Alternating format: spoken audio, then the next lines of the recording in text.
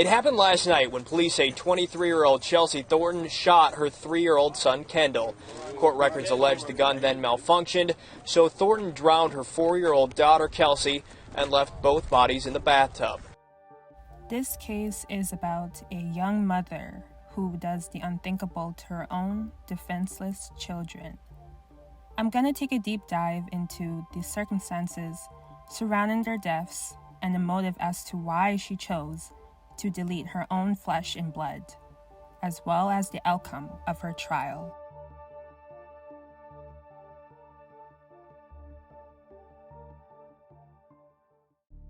On October 17th, 2012, the bodies of Kelsey Adams 4 and Kendall Adams 3 were discovered by their grandmother, Judy Andrews, in the bathtub of the family's Gerttown apartment around 5:30 p.m., and police were quickly dispatched to the scene. It was discovered that the 3-year-old boy was shot in the head with a semi-automatic gun, and the 4-year-old girl drowned in the bathtub. Judy's son, Kenneth Adams, who was the father of the children, had told his mother to check on his kids after 23-year-old Chelsea asked him to meet her at a hospital because she had abdominal pain.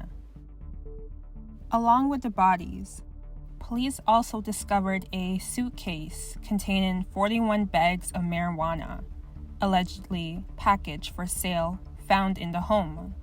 The police had to carry out the bodies behind white sheets to the coroner's van as weeping friends, relatives, and neighbors stood around the home. Apparently, there was a neighbor who lived in a downstairs apartment who noticed Chelsea acting weird and paranoid on the day of the killings, and that she was home when it happened. Sometime in the afternoon, the neighbor witnessed Chelsea return home from nursery school with her son and daughter. She then heard bathwater running, and as she listened from her apartment below, she heard the gunshots. The neighbor described seeing a flash of a gun through the window, and then heard 3 booms, as if someone was fighting or slammed someone on the ground. She then heard a little boy give a soft cry, and then heard the little girl give a soft cry as well. She then heard the terrified little girl say, "Mama, you want me to die?" And she said, "Yeah, die, die." And she said that 2 or 3 times, over and over. According to Chelsea's relatives, they have been worried since time about her state of mind and the welfare of the children, and wished that she had opened up more to them.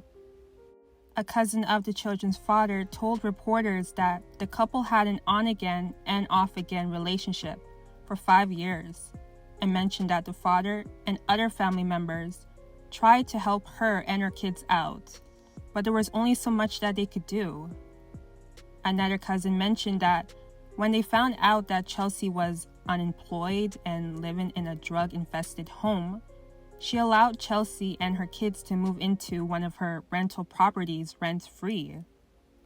Even the children's father's family attempted to invite the children to many family gatherings as possible to demonstrate an idea of a healthy and happy environment. The police found Chelsea and she confessed to the killings in a taped interview and was arrested at 11 p.m. that same night.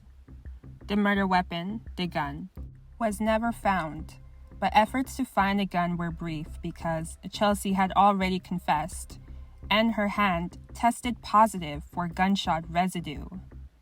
Chelsea was booked on 2 counts of first-degree murder and entered a dual plea of not guilty by reason of insanity, and not guilty for possession with the intent to distribute marijuana, and she was tried on a non-capital case. Non-capital cases are misdemeanor cases that aren't punishable by death. She also faced a life imprisonment without the possibility of parole if she was found guilty on either count of first-degree murder.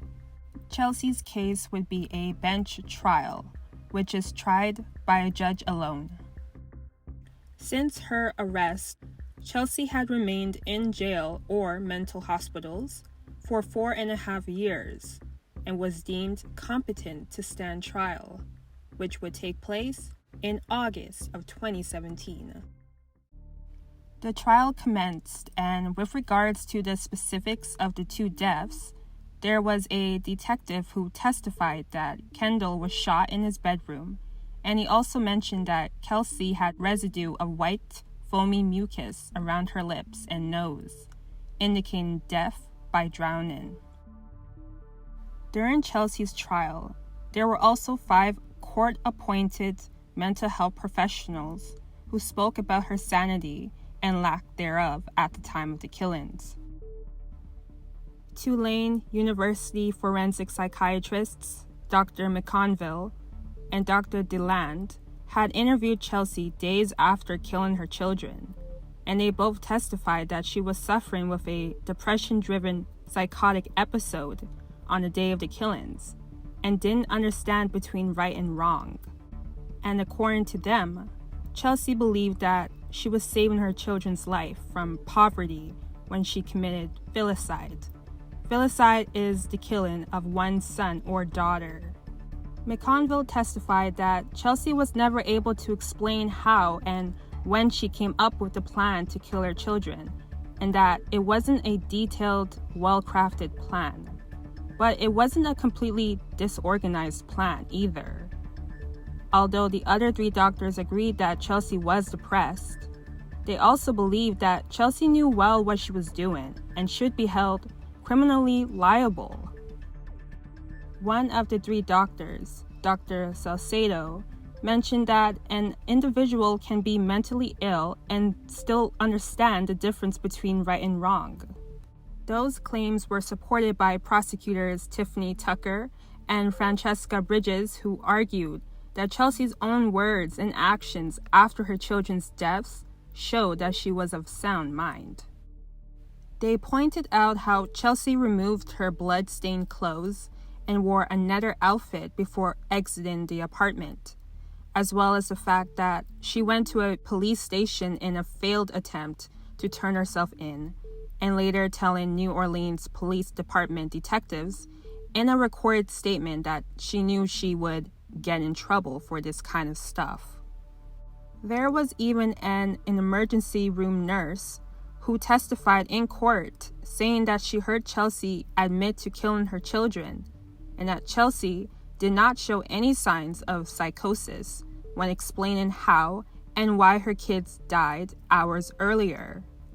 The nurse testified that Kelsey had an unwavering thought process and that she appeared to be oriented and aware of her surroundings. The nurse mentioned that Kenneth was also present when his mother, Judy, called him to tell him about the discovery of the children, and she observed Kenneth being very frantic and yelling for help while Kelsey was standing and crying. When the nurse asked Kelsey what happened, Kelsey said, "Miss, you just don't know. We're so poor. We just don't got nothing. And I just didn't want my kids to suffer." During the interaction, Kelsey mentioned that she wanted to attend school to become a nursing assistant, but that she had to drop out since she missed too many classes dealing with childcare issues and expenses related to her children's asthma and eczema. Kelsey also said, "You don't realize we got nothing. I don't want my kids to live like that. I didn't want them to suffer." Kelsey then admitted that she told each of them that she loved them before killing them. But the defense attorney, Lionel Burns, contended that Kelsey's documented history with mental illness, such as 2 stays in mental hospitals in the previous year, sufficiently shows her fragile psyche. As well, Kelsey's mother, Eleanor Chapman, testified that her daughter's mental illness manifested before 2010 when she was civilly committed for the first time and diagnosed as being bipolar, schizophrenic, and suffering bouts of psychosis. She described how her daughter would stay up for days would write on everything and would say that she was going to be a rapper. Another instance, she described finding her daughter standing like a statue in the middle of a city street, smearing makeup on her face. Eleanor said that mental illness runs in both sides of Kelsey's family, but that her daughter was making progress once she started taking antipsychotic medication via injection. However, Eleanor mentioned that the government denied Kelsey disability benefits in 2011, apparently because she wasn't sick enough, and so the family could no longer afford her medication. After hearing both sides of the arguments on August 11, 2017, Criminal District Judge Robin Pittman found Kelsey not guilty by reason of insanity in the 2012 killing of her 2 children and ruled her legally insane at the time of the murders. She was also found not guilty of possession with intent to distribute marijuana. She was ordered to attend a dangerousness hearing to find out if she would be committed or permitted to walk free. Until then, Kelsey would be held at the Orleans Justice Center jail. 4 months after, a judge ruled Kelsey a danger to herself and others and had her committed to the Eastern Louisiana Mental Health Hospital for treatment, and she would remain in the hospital until she's no longer a danger. Since being at the hospital, it has been reported by a forensic psychologist that Kelsey has been mentally stable and hasn't shown any physical aggression and hasn't violated hospital rules and has followed her regimen of medication. The psychologist reported that Kelsey suffered from post-traumatic stress disorder years after taking the lives of her children, but she is now able to speak about them without getting emotional and believes that her loved ones has forgiven her. The biggest concern that the psychologist had was that Kelsey wouldn't be able to understand the risk that she could relapse, which was why doctors recommended releasing Kelsey to a group home instead of back to her family in New Orleans. Kelsey was granted a transfer to a group home in downtown Baton Rouge. Kelsey's move to a group home was in the works after an admissions director at Eastern Louisiana Mental Hospital had told the court that Kelsey was improving in her treatment. The group home has an 18 to 24-month treatment program, and Kelsey would eventually be eligible to receive excursion passes with the judge's approval. The demise of the 2 children has been looked at as a tragedy that could have been prevented. There are some, including the perpetrator's family, who believe that the lack of funding for mental hospitals and access to medication played a role in the events leading up to the deaths. As mentioned, Kelsey was denied disability benefits, and due to that, she was unable to afford and access medication to treat her mental illness. However, there are some who believe that since Kelsey's family was aware of her documented history of mental illness, they should have done more to step in and protect the children. Perhaps they were unaware of the extent of her mental illness, since she had not displayed violent tendencies that would warrant a need to intervene. As well, it was mentioned how Kelsey never really sought help from relatives or discussed difficulties in raising her children. She may not have wanted others to pity her or didn't want people in her business because she may not want others to see her as an unfit mother. Overall, it's unfortunate what happened to the children, and I hope they are resting in peace. As for Kelsey, hopefully she works on bettering herself mentally and becomes a better person after this experience. That is all for now on this case. Please like, comment, share, and subscribe to this channel. Your support is greatly appreciated. And I will see you next time on Melanin Mysteries.